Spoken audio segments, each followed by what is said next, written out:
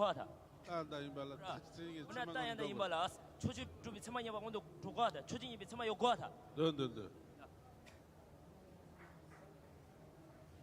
동매층이 미 70이 주는 건지 아 동매층이 미 70이 주는 거 말로 베이트 가자마 카타 케베치 자 너라 가자마 카타 너제 저기 유튜브 데이터 던질라시 빌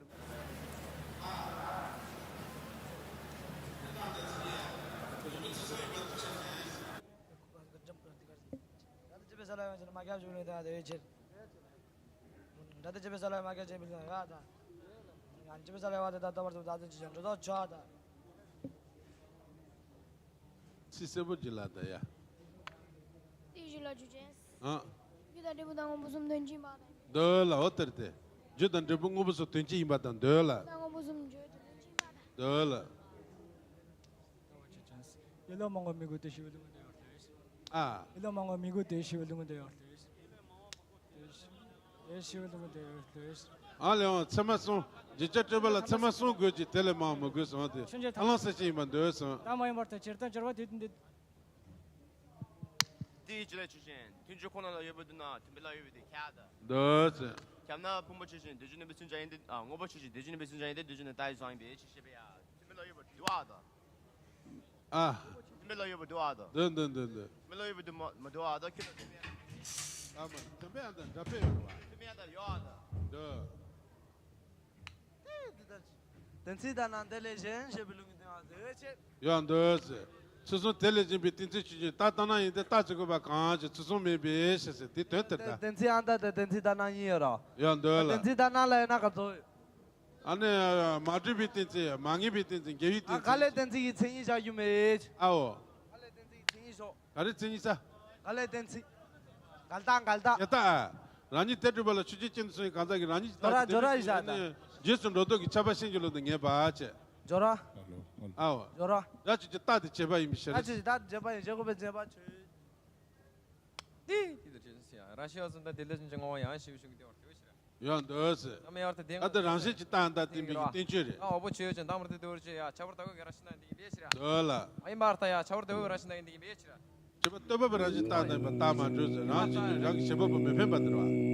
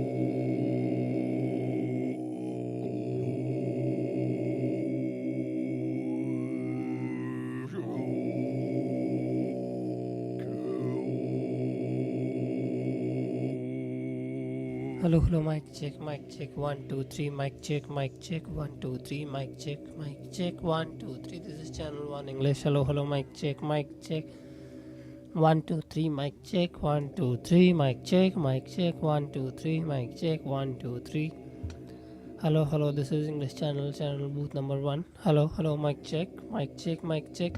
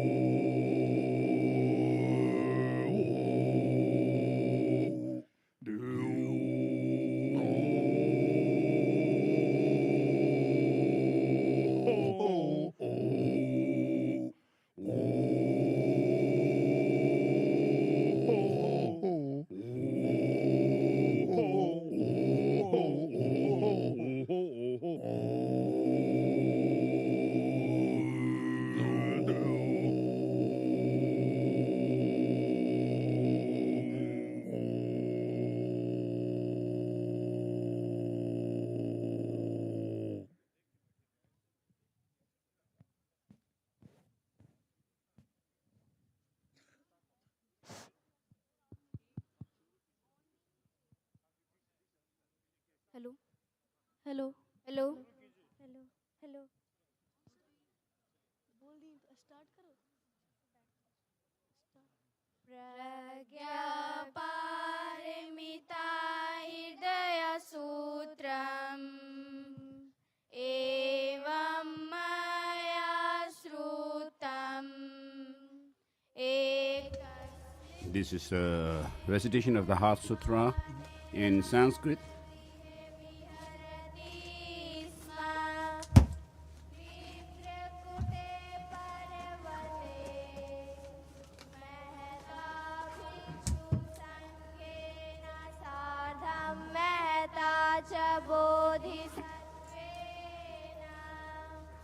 तेन खलु समयेन भगवान् गम्भीरावसम्बोधयति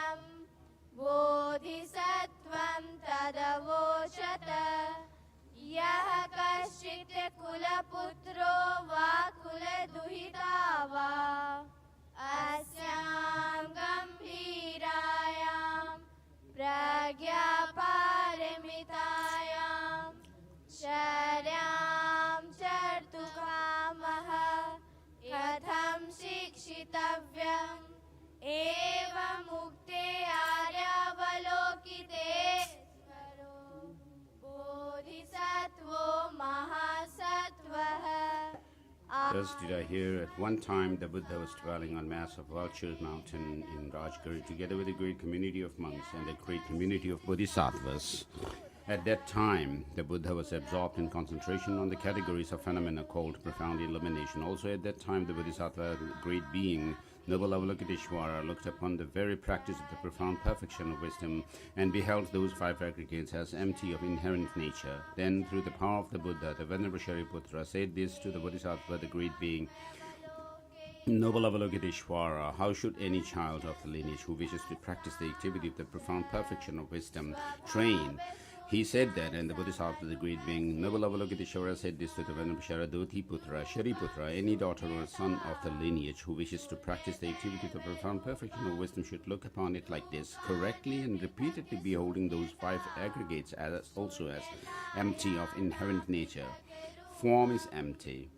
Emptiness is form. Emptiness is not other than form, and form also is not other than emptiness. In the same way, feelings, discrimination, compositional factors, and consciousness are empty. Shariputra, likewise, all phenomena are empty without characteristic, unproduced, unseized, stainless, not without stain, not deficient, not fulfilled.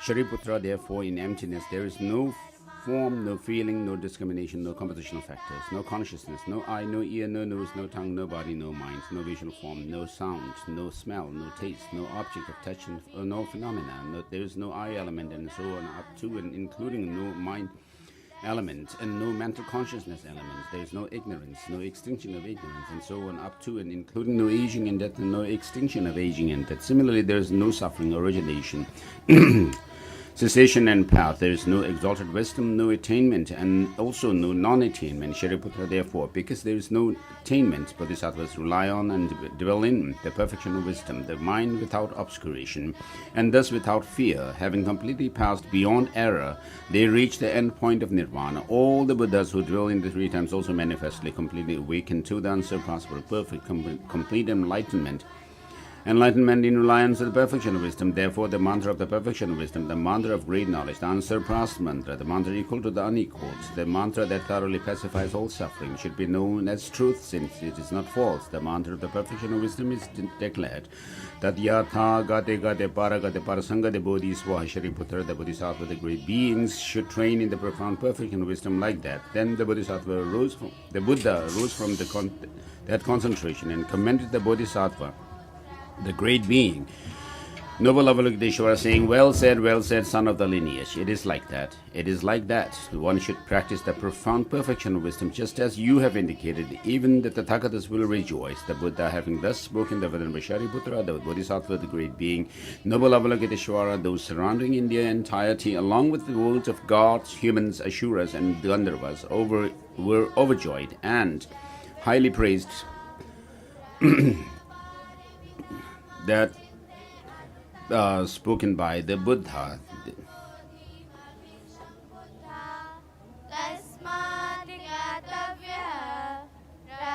So this completes our Bhagavati Prajnaparamita Hridaya Sutra. The noble, transcendent heart essence of the Perfection of Wisdom Sutra. Gate gate pare sangate bodhi swaha evam sariputre gambhirayam pragya paramitayam charyayam shikshitavyam bodhisattvena ate khalu bhagavane tasmat samadhenuthaya आर्यावलोकितेश्वरस्य बोधिसत्त्वस्य साधुकार्य मनात् साधु कुलपुत्र एवमेतत् कुलपुत्र एवमेते गम्भीरायां प्रज्ञापारमितायां चर्यां चर्तव्यं यथा त्वया निर्दिष्टम् अनुमोद्यते Tathagata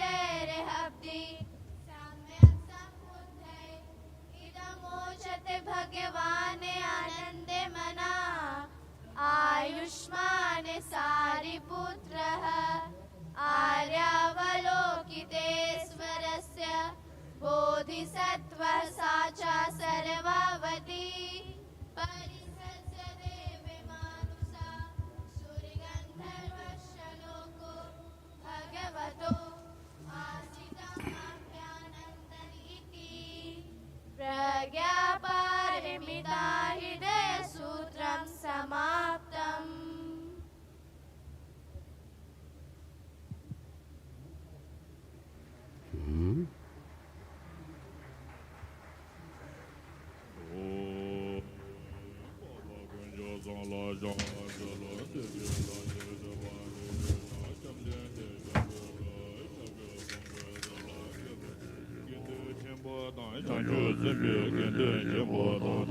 The Heart Sutra again in Tibetan.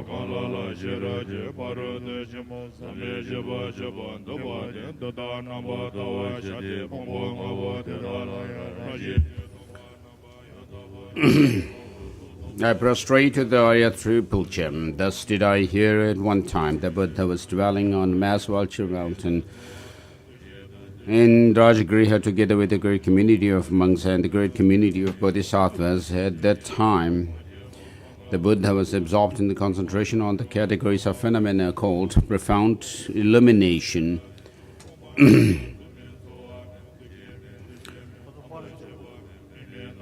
Also at that time, the Bodhisattva Aryavalokiteshvara, Mahasattva Aryavalokiteshvara looked upon the very practice of the profound perfection of wisdom and beheld those five aggregates also as empty of inherent nature. Then through the power of the Buddha, the Venerable Shariputra said this to the Bodhisattva, the great being, noble Avalokiteshvara: how should any child of the lineage who wishes to practice the activity of the profound perfection of wisdom train?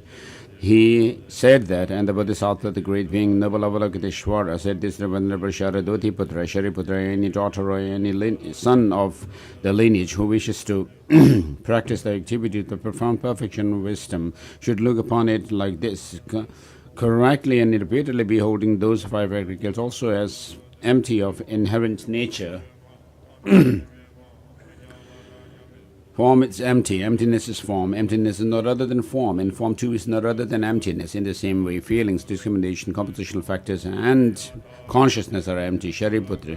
Likewise, all phenomena are empty, without characteristics, unproduced, unceased, and stainless, without stain, not deficient, not fulfilled. Shariputra, therefore, in emptiness, there is no form, no feeling. No discrimination, no compositional factor, no consciousness, no eye, no ear, no nose, no tongue, no body, no mind, no visual form, no sound, no smell, no taste, no object of touch, and no phenomenon. There is no element, no so on up to and including no mental consciousness element. There is no ignorance, no extinction of ignorance, and so on up to and including no aging and death, and no extinction of aging and death. Similarly, there is no suffering, no origination, cessation, and path. There is no exalted wisdom, no attainment, and no non-attainment. Shariputra, therefore, because there is no attainment, bodhisattvas rely on developing the perfection of wisdom, the mind without obscuration, and thus without fear. Having completely passed beyond error, they reach the end point of nirvana. All the Buddhas who dwell in the three times also manifestly completely awaken to the unsurpassed perfect and complete enlightenment in reliance on the perfection of wisdom. Therefore, the mantra of the perfection of wisdom, the mantra of great knowledge, the unsurpassed mantra, and so forth. Next is the verse of salutation from Abhisamaya Alankara by Maitreya, ornament for clear realization.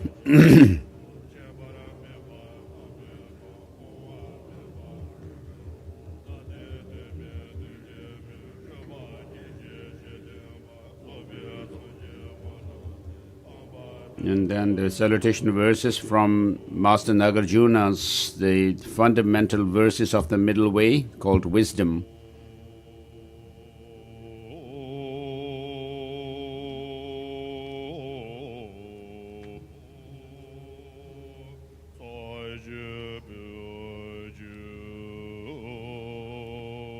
Offering the mandala in request for the teaching.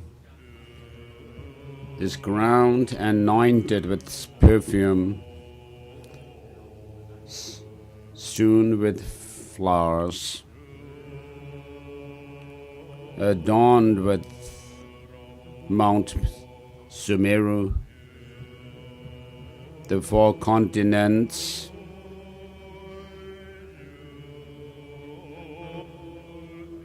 the sun and the moon.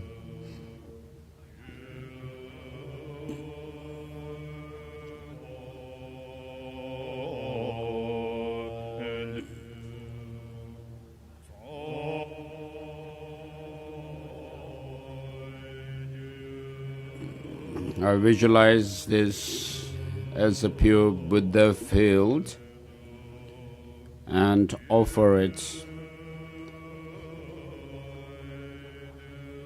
to you.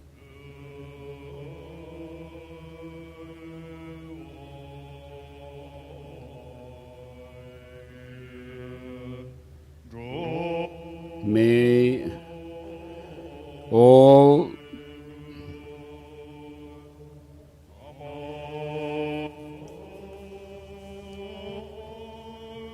wandering sentient beings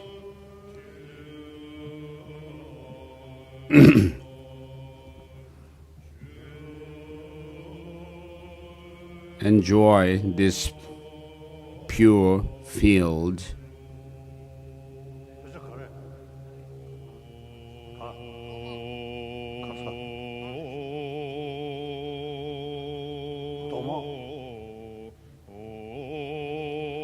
So His Holiness was asking what the scripture was, and it's a collection of many different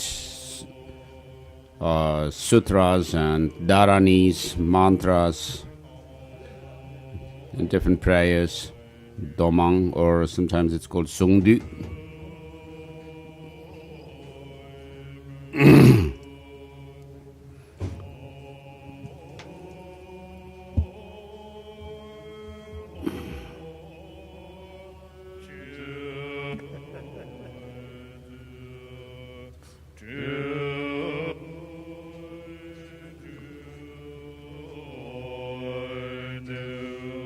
So the sky of your Dharmakaya wisdom,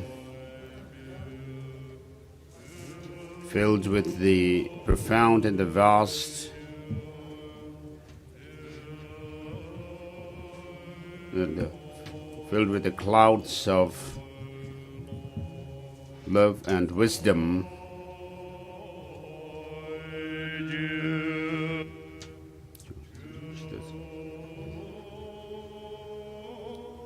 so Venerable Master, please shower down the vast and profound teachings on the fields of sentient beings in accordance with their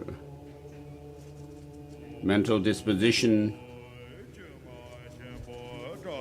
May the great sound of the great Dharma drum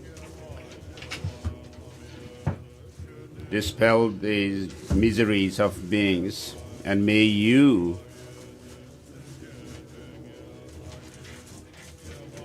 so liberate sentient beings from suffering, and may you live for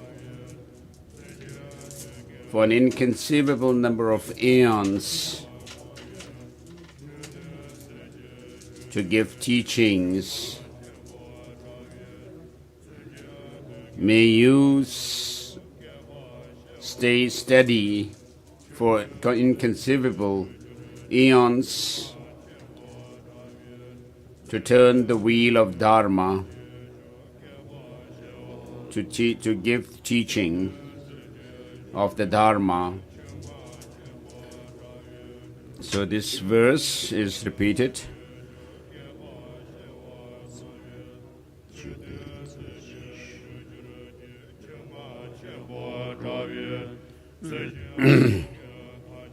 By the sound of the vibrant drum of Dharma, please liberate all beings of miseries.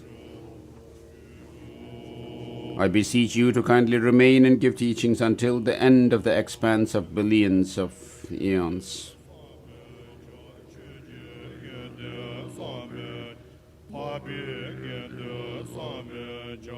So the qualities of the Buddhas are inconceivable, the qualities of Dharma are inconceivable, the qualities of Sangha are inconceivable, and I make this offering to the inconceivable ones, and the result of which is also inconceivable.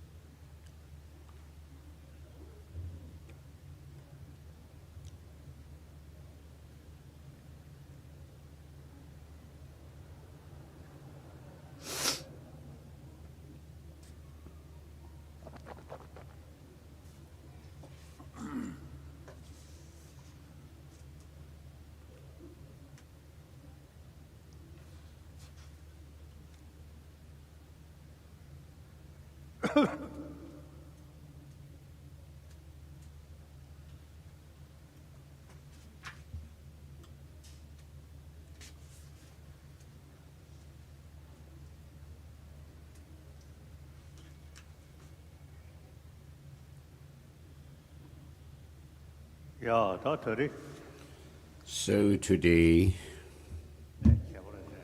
in this very special, supreme land of Vajrasana, the diamond seat, people from many different countries, many different places have gathered, and we have the opportunity to make our prayers. And so, to everyone gathered here, I would like to say that not wanting even the slightest suffering, but never being satisfied with whatever happiness, joy there is.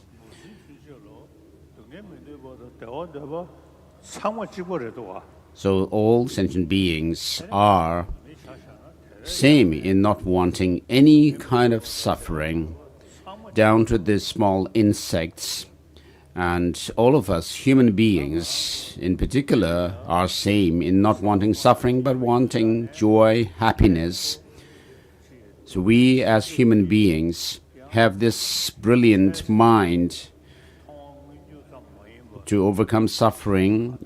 We do not need to look only for temporary means, but we we have the ability to look for deeper means and measures to overcome the suffering and to increase our happiness, to achieve our happiness and to overcome our suffering. We do think about this,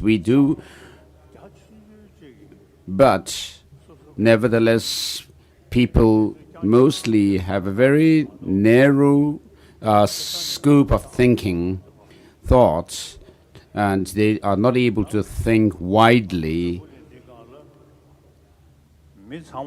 So they only think of very temporary happiness.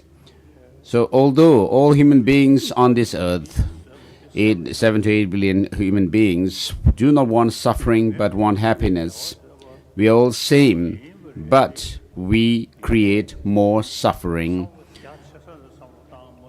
So because of lacking wider perspective, we are more or less lost in the temporary sort of gratification and have a narrow-minded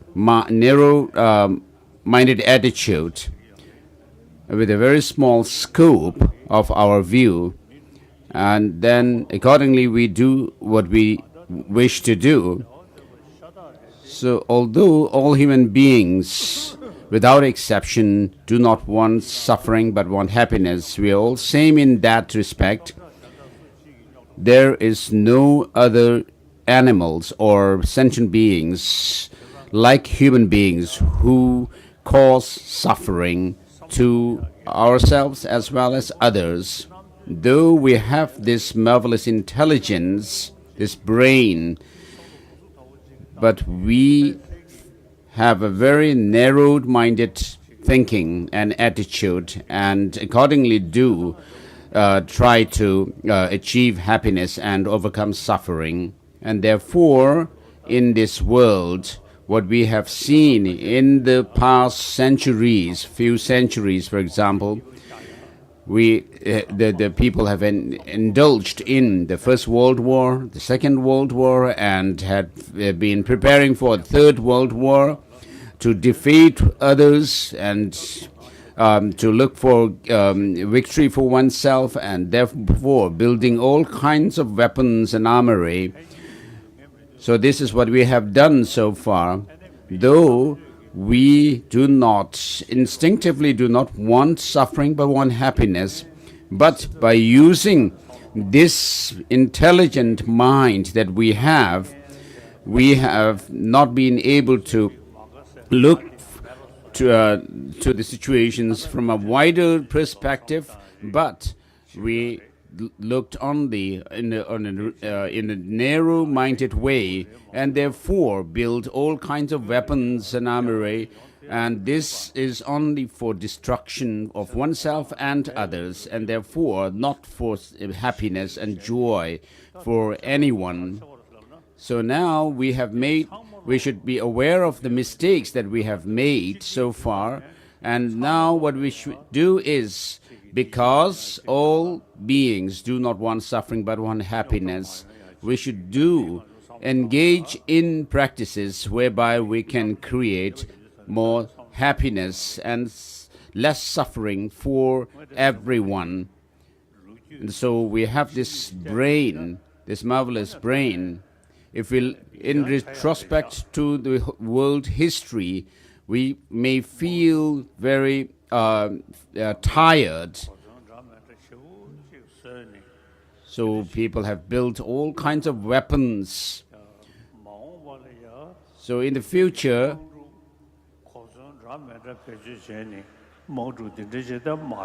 we should try our best to avert any wars and battles by using, wherein people would use these weapons.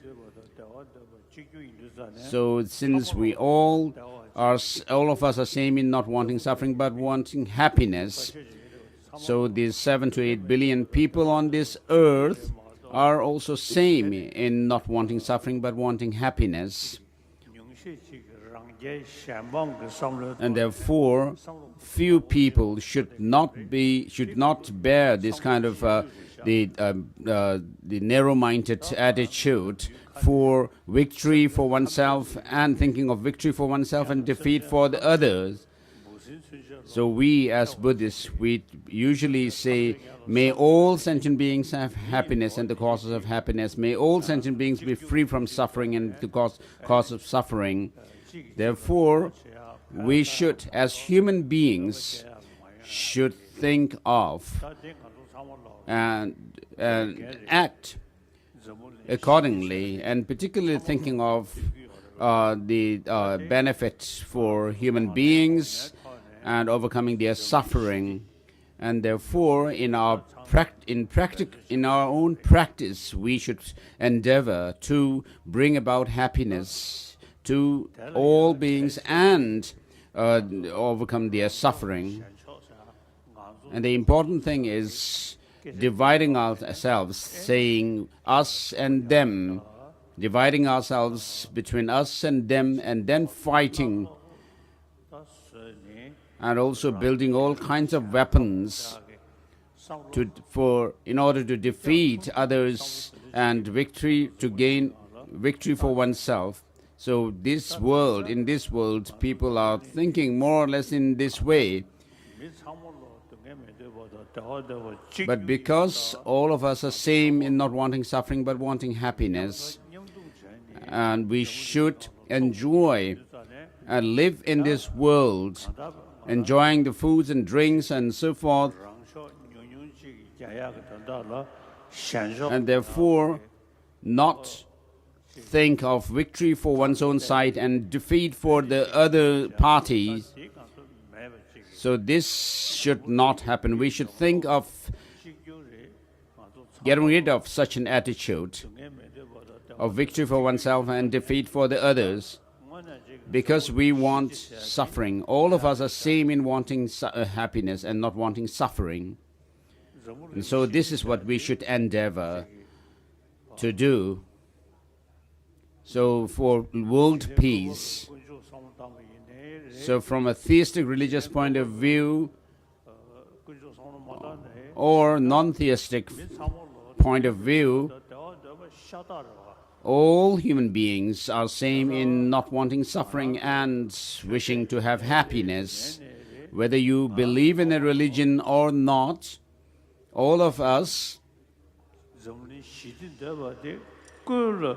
are same in wanting peace in the world peace. Even the non-believers have the same wish and desire for world peace. And therefore, all of us, regarding peace in the world, should understand that it is rooted in our loving and compassionate mind. If you let your mind be influenced or swayed by hatred, then peace will not happen in the world. So all several billion people in this world, we want happiness and not suffering, and we have to live on this earth together. And therefore, if we could have a good heart, warm heart towards all beings, then we can expect to have true peace in the world. By dividing ourselves between us and them, and then thinking of defeating others and victory for oneself, there will not be peace in the world. So all human beings who want happiness and not suffering, we are all same in this respect. And therefore, if we could work together for the world, together with love and compassion, we could expect to have peace in the world. When we were born, no human being brings with him or her any weapons in his or her hands. And we were nurtured by our mother's milk and love and care. So all of us are same in that respect. And therefore, we should think of all others and maintain love and compassion to one another. Though we have this instinct wish for happiness and joy and not suffering, but after we join school system, we somehow are not taught these values, and therefore, because of materialistic kind of education, then people are thinking of building weapons. So just as we were born with love, under the care and love and milk of our mother, we should think of caring for others' well-being. All 7 to 8 billion people on this earth are were born the same way. We were nurtured the same way by our mother with her love, care and milk. And therefore, we should maintain that loving, caring attitude towards the people around us and spread it to others. And therefore, in this way, we can build peace in the world. It's very unfortunate that people are killing one another in this world. Very sad. So because we are all human beings are same in not wanting suffering but wanting happiness, and we were born the same way. We were born from our mother, cared and loved and nurtured by our mother's milk, and therefore, while we live, we should think of creating loving atmosphere around us, amongst the friends, people around us, and then maintain that in the world. And so, though we were born the same way from our mother, under her love, care and milk, nurtured by her milk, but because of the materialistic education, people have started forgetting these values and building all kinds of weapons, thinking of victory for one's own side and defeating the other side party. So this should not happen. Whether it's not about religion, so because we want happiness and not suffering, in that respect we are same. Therefore, peace of mind. We should work to build peace of mind within and loving and compassionate attitude. And so we should practice karuna or compassion. So if we could do that, then there will be peace in the world. It doesn't have to do anything with whether you believe in a religion or not, or whether you believe in reincarnation, rebirth or not. But in this very life, if you keep peace of mind within, love and compassion within, you will be in good terms with people around you. So all these 7 to 8 billion people, if we could think of oneness of humanity, then what we have been doing so far is all wrong in terms of victory for oneself and so forth. So we can also pray for peace in the world. Whether you believe in a religion or not, all of us have the same responsibility to build peace in the world through love and compassion amongst human beings, with the understanding that we are all same human beings, with this sense of oneness of human beings, and therefore we should do our best to build peace within and without. So we'll do the Bodhicitta ceremony today.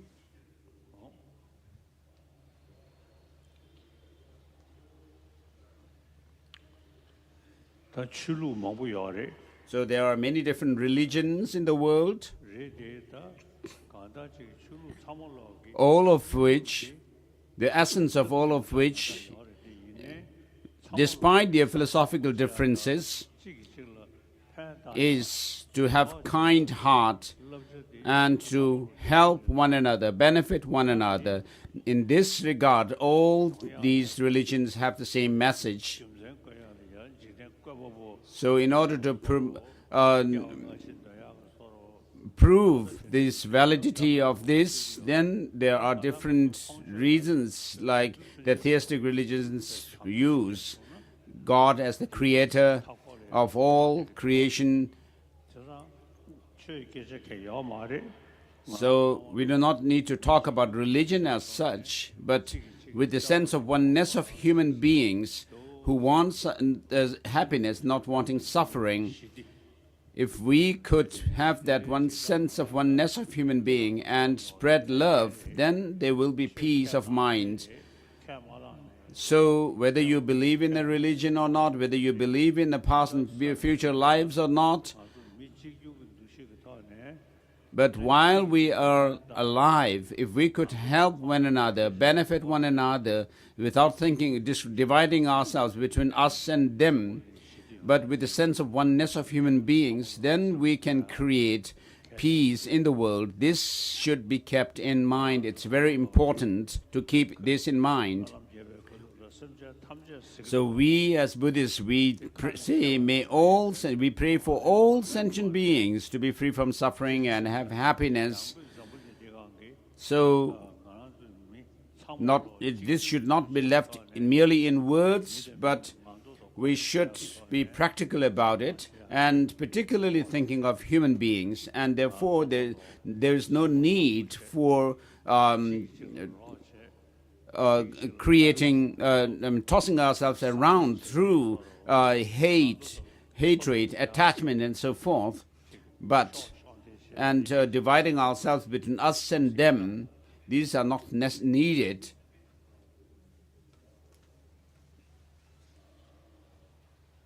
So though we were born in different countries, for example, myself, I was born in the northeastern part of Tibet called Dome or Amdo, and we were born as human beings. So if you have the sense of oneness of human beings, if you feel others to be your brothers and sisters,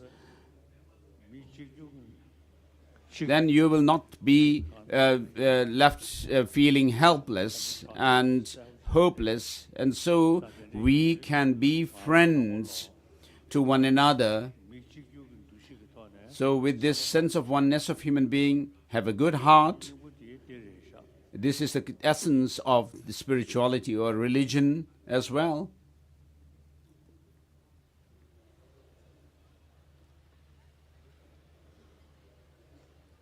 So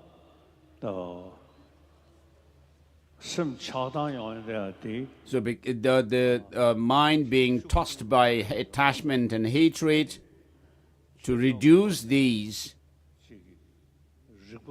there are many different reasonings that are given in our scriptures, in the religions. The text that we covered yesterday, in praise of Dhammadhatu, so teaches emptiness. So all of us human beings are same in the sense that our minds are empty of inherent existence, and therefore there is no basic sound ground for being tossed by the love, this hatred and attachment. So there is no need for us to have this kind of division amongst us through hatred and attachment. So in this world, with the sense of oneness of human beings, we should bring true peace of mind in the world, and a world filled with love and compassion.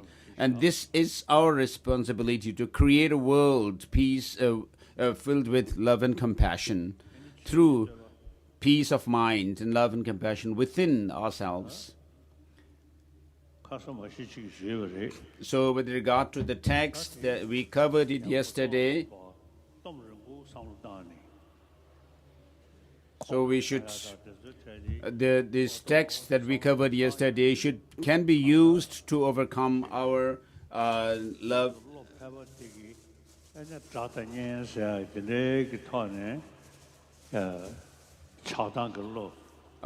Attachment and anger.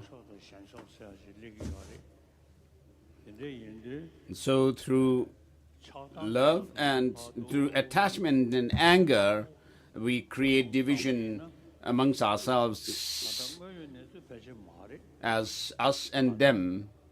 But this is not in accordance with reality. What happens is when we are attached to somebody or angry at somebody, the other person or the object looks as if they exist from their own side, objectively, independently. So there is also some kind of a notion that we get that person, the other person, was born as our adversary. When we have anger towards them, for example. But that is not true. Although the truth, that is not correct. But because of our being influenced, under the influence of different conditions in our life, we tend to look at other people as adversaries, and we become angry at them. So even to look at other sentient beings, other people, from the point of view of being a creation of a creator God, that also is quite helpful. So all creatures are created by the same God. Therefore, there is no reason why we should discriminate others against others. And there's every reason to look at, from that point of view, everyone as one's friends and near and dear ones. So the more compassionate and loving you are towards others, you are going to be more happier, and also others will be happier. With attachment, anger, and so forth, your mind becomes narrow. And through that narrow-minded attitude, then you create division, discriminate others, and create this division between us and them.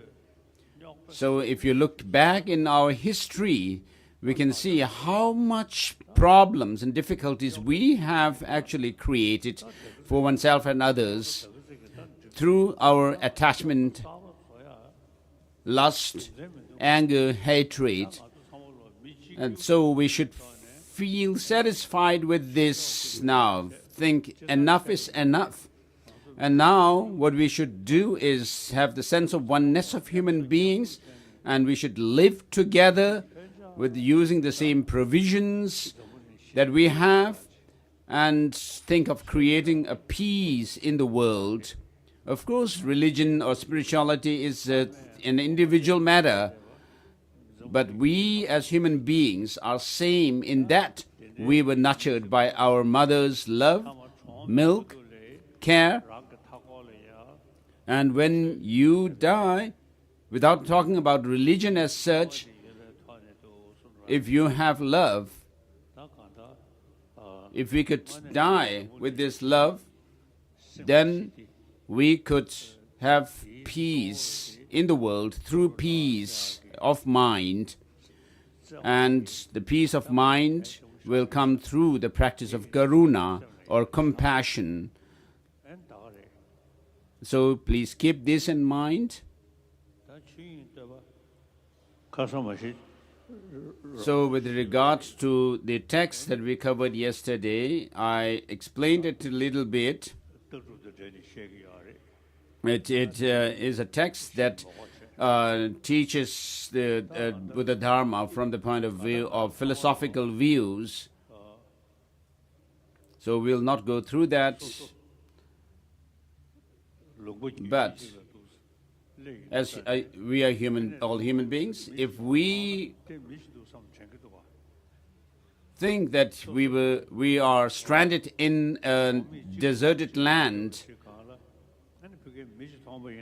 and if you somehow see someone coming towards you in that deserted land, then you'll immediately feel, oh, there's a human being there, and feel safe. So this is something natural that happens to us. Even animals, when they come together with the same species, animals of their own species, they kind of trust them. So as human beings, with the sense of oneness of human beings, without losing sight of human love and affection, it is important for us to live in harmony and peace in the world. Of course, using religion is one thing. It can be done according to one's own interest and disposition, but we as human beings on the whole should have this one sense of oneness of human being for peace in the world. So with regard to in praise of the Dhammadhatu, it teaches from the point of view of the Buddha's teaching, and it teaches how attachment, anger arise in us, and what is the root of this. So it is very profound, but I will not go through this text.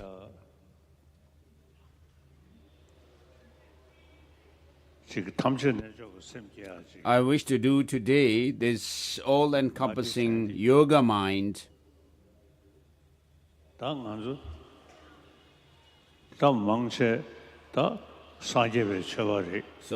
most of the people here are Buddhists, and we pray, may we reach Buddhahood. And Buddhahood, the Buddhahood in Tibetan is Sangye. Sang means overcoming all kinds of faults and defilements. And when you are able to overcome all these defilements from one's mind, then what you reach is that all-knowing state of Buddhahood. And so Ge means to have the knowledge of everything. And therefore what we should do is to reduce and make to reduce those of the defilements from within our mind and increase the good qualities, and not having a narrow-mindedness, thinking only of your selfish motive, with the selfish motive, thinking only of yourself, but you kind of expand your mind towards all sentient beings and see all sentient beings, to think of all sentient beings to have happiness and all that. And therefore, through these practices, you will be able to see everything. So that the more you have a broader perspective towards and thinking of others, the better it is to increase your knowledge, to increase your qualities and become a Buddha. Whereas if you only think of oneself alone, it is a very narrow-minded, and you are not able to see it from a wider perspective. And therefore, Sangye, meaning overcoming all defilements and faults and defects in our mind, and having the full knowledge of everything, can come through gradual means of progression along the spiritual path. So, of course, we were not born with all these good qualities, but if we could learn what are the negativities, what are those defilements that we have to discard, and what are the good qualities that we should build, then we'll be able to go about with the practices to reduce the defects, the faults, defilements, and so forth, increase the excellent qualities within ourselves.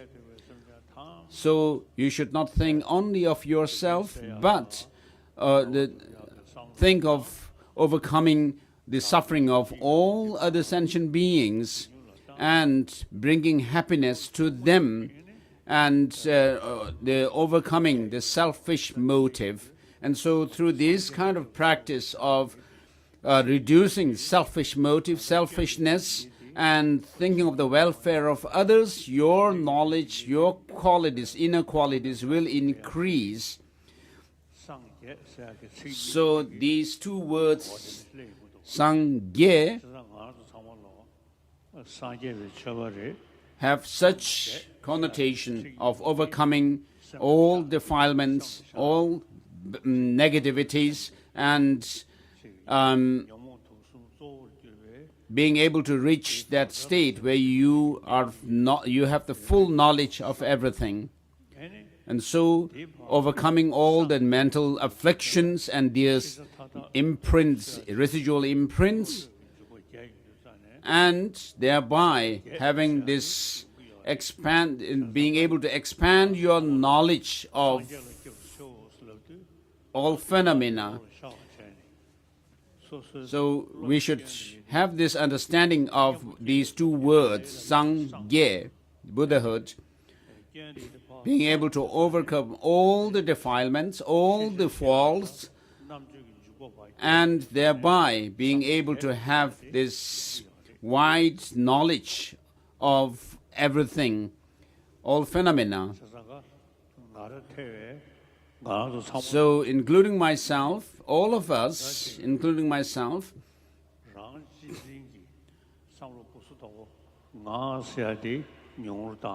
should lessen this selfish motive, thinking only of myself, oneself, but thinking of the well-being and welfare of all other sentient beings as best as one can. So with this understanding, we'll do the all-encompassing yoga mind. As I have explained it,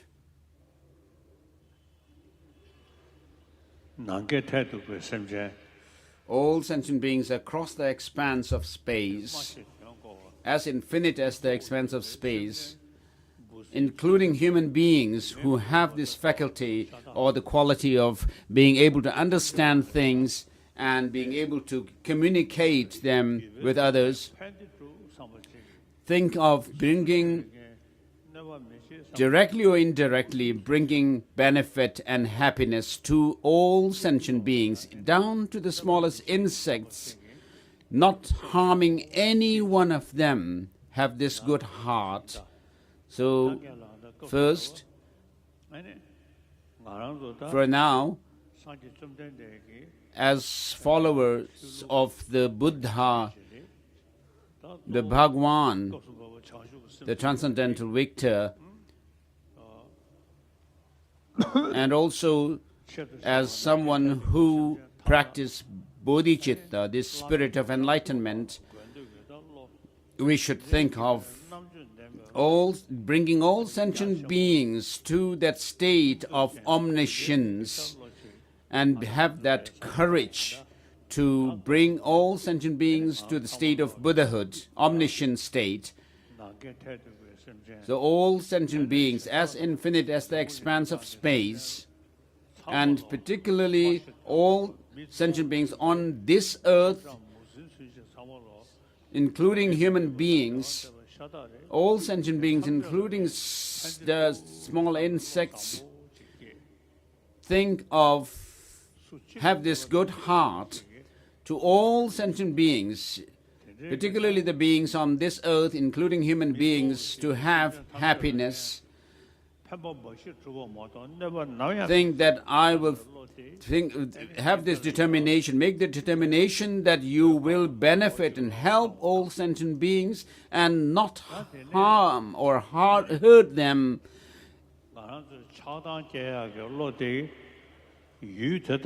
Now, when we have attachment or anger towards others, what the other person or thing looks is as if they have some kind of independent objective existence. If you talk about an enemy or an adversary whom you dislike, that person or being looks as if he or she has some kind of objective independent existence. But this comes through causes and conditions. So therefore we can understand that we have these kind of perceptions as through dependence on other factors.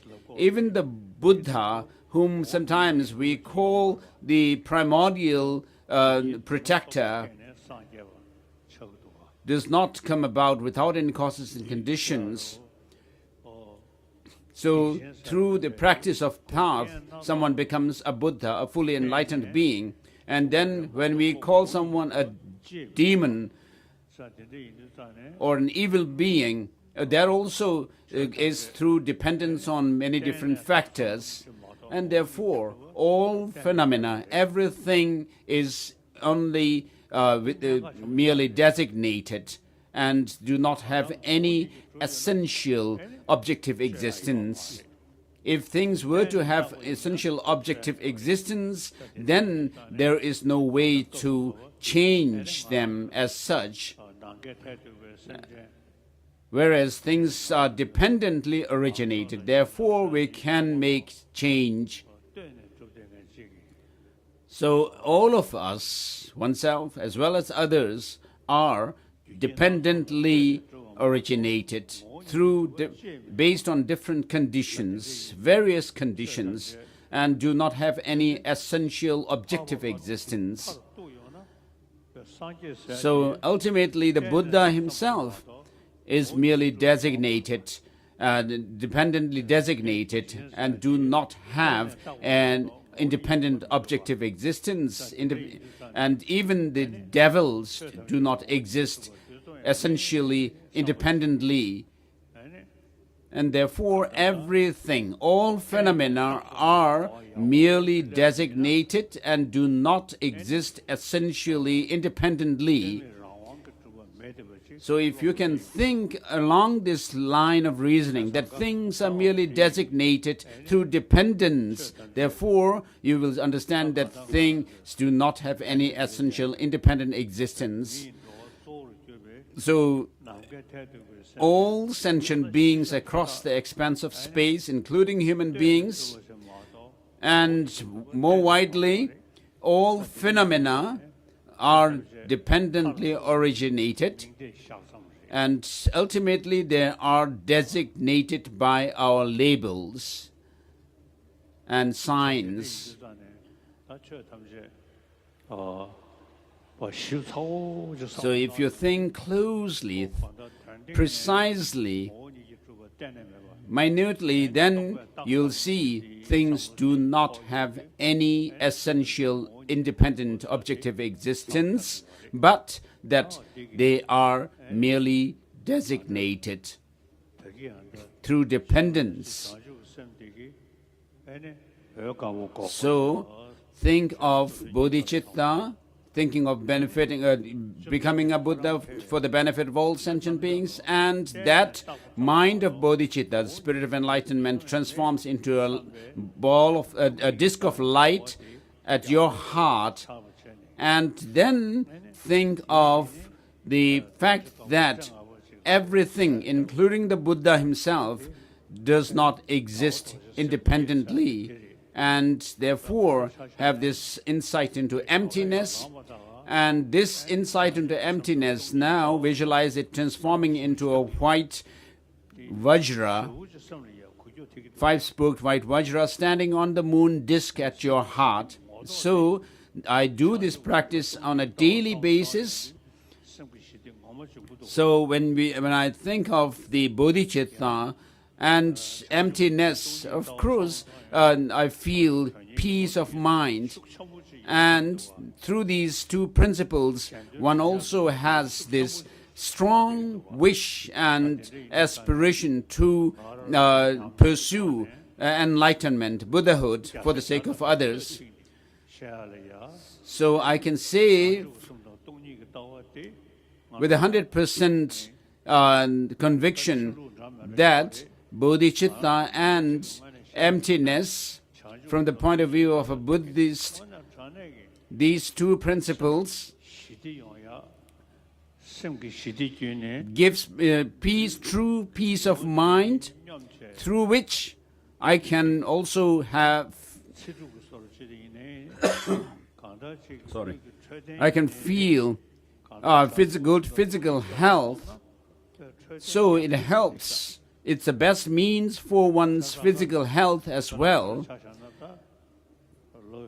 Regarding myself, I'm nearly 90 now, 90 years of age, but I feel very much at ease within, and because of the meditation on emptiness and bodhicitta, and also, of course, for longevity, it is good to do certain rituals, tantric rituals, recitation of mantras and so forth. But the best means for long life is this practice of bodhicitta and emptiness, insight into emptiness. And so please keep this in mind. As I said before, this bodhicitta, which is in the form of white disc at your heart, and the insight into emptiness in the form of white vajra standing on that disc, moon disc. So, with these two principles of bodhicitta and the insight into emptiness represented by these moon disc and the vajra, make the determination that I will never lose these two principles until I become enlightened. And repeat this: Om Sarva Yoga Citta Upatayami, Om Sarva Yoga Citta Upatayami, Om Sarva Yoga Citta Upatayami. Om Surati Samaya Dam Ho Siddhi Benjaswam Siddhi Benjayas Om Surati Samaya Sam Siddhi Benjayata Sukham.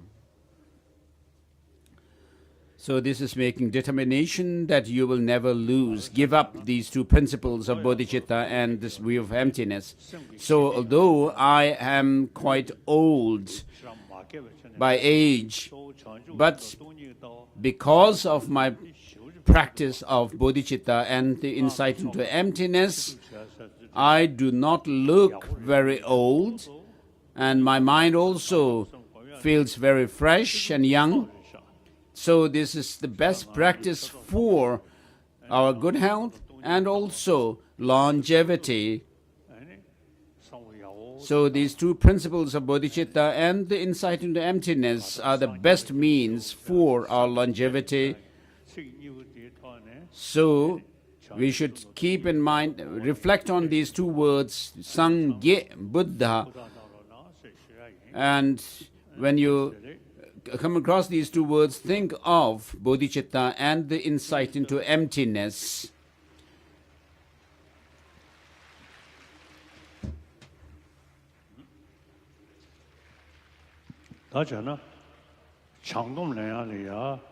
So in order to do the bodhisattva vows, I don't think I need to say much, but what we have already done, this universal yoga mind, should be sufficient. So at this time, we have obtained this human life and met with the teaching of the Buddha, and in this sacred, sublime sacred place of Dorjiden, Vajrasana, Bodhgaya, we have the same mind, having faith in, conviction in bodhicitta and the view of emptiness. I don't think we need to do a separate ceremony for bodhisattva vows. As such, you trust me, and I am confident, 100% confident, that the meditation on bodhicitta, the spirit of enlightenment, and the insight into emptiness is very important. These are very practical practices as well, practically beneficial. Of course, the results will not come immediately, but after weeks, months, and years, if you do continue to practice these two principles, you'll be able to see the change and transformation within yourself. As it is said that anything which is dependent on causes and conditions do not stay static. So regarding myself, I was born in the northeastern part of Tibet and then moved to central Tibet and then pursued my education in Buddhist philosophy and logic and so forth. And then whatever I have studied, I have reflected on them and integrated the teaching within myself in meditation, and I have seen transformation happening within myself. And therefore, as we are all same as being human beings, please keep this in mind and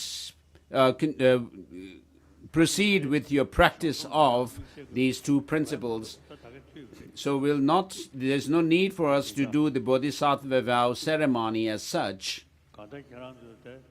And so you trust me and have confidence in me.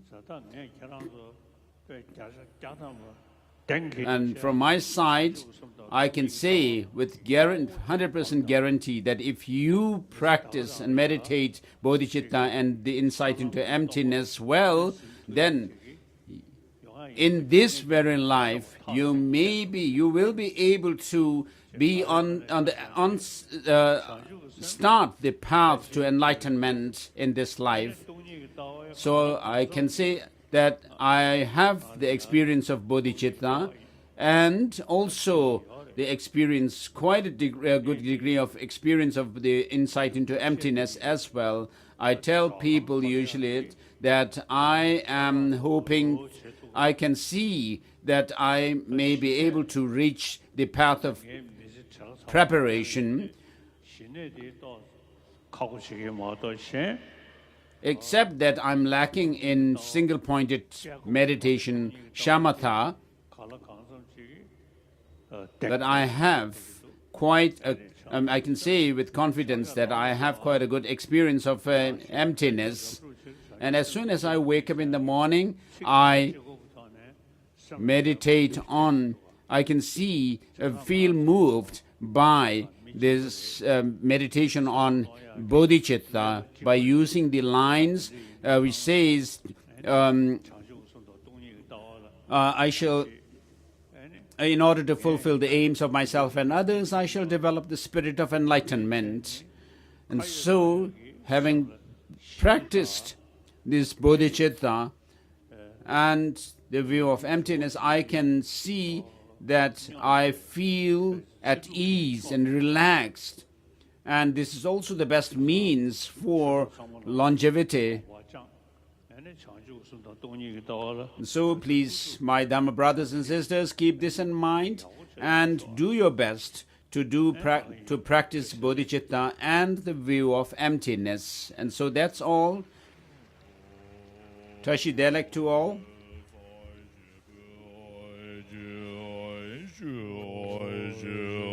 This ground anointed with scented water, strewn with flowers, adorned with Mount Meru, the four continents, the sun and the moon, I visualize it as a Buddha field and offer it to you. May all sentient beings enjoy this pure, perfect field of Buddha.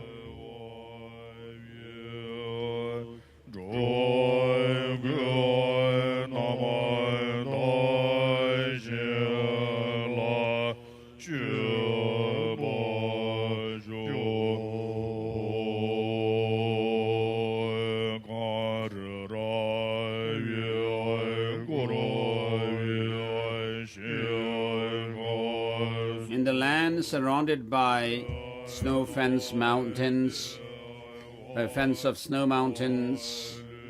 The source of all goods and happiness is you, Zinjato, Lord Generasic Avalokiteshvara.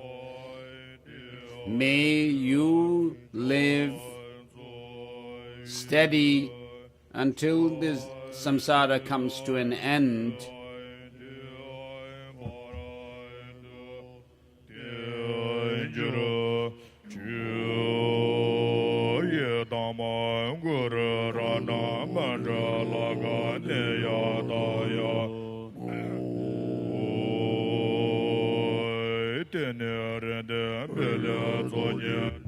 So this is the final Lamrim prayer.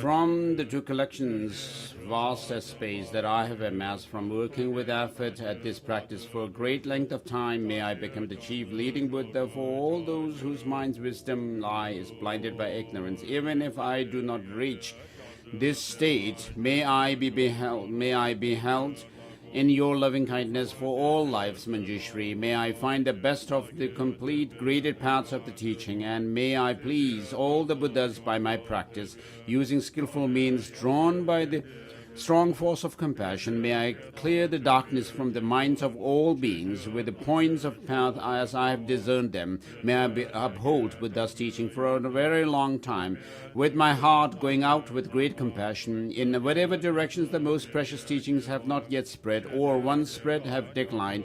May I reveal this treasure of happiness and aid. May the minds of those who wish for liberation be granted bounteous peace, and the Buddha's deeds be nourished for a long time by even this graded path to enlightenment traversed completely, due to the wondrous virtuous conduct of the Buddhas and their children. May all humans and non-human beings who eliminate the adversary and create conducive conditions for practicing the excellent paths never be separated in any of their lives from the purest path praised by the Buddhas. Whenever someone makes an effort to act in accordance with the tenfold Maya and the virtuous practices, may they always be assisted by the mighty ones, and may oceans of prosperity spread everywhere. And next we have the prayer called the Words of Truth, written by His Holiness the Dalai Lama, which invokes the Buddhas and Bodhisattvas and other enlightened beings to help the world, and particularly the people of Tibet who are suffering under the hordes of devilish attacks by the ignorant, malevolent beings, and that there be peace, harmony, and happiness in the land of snow.